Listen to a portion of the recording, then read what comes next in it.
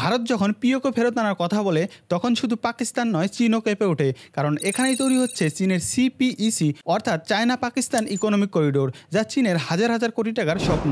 চলুন ব্যাপারটা বুঝে নিই। এটা হচ্ছে আমাদের ভারত, এটা পাকিস্তান, এটা পিওকে, এটা গাদার পোর্ট, আর এটা স্টেট অফ মালাক্কা। চীনের প্রায় 80% তেল আসে ওয়েস্ট এশিয়া থেকে, আর এই তেলবাহী জাহাজগুলো আসে ইন্ডিয়ান ওশিয়ান পেরিয়ে মালাক্কা স্ট্রেট দিয়ে। কিন্তু মালাক্কা স্ট্রেট হলো একটি বটল নেক রুট, খুবই সংকীর্ণ, ঝুঁকিপূর্ণ ও ভারতীয় নেভির নজরে।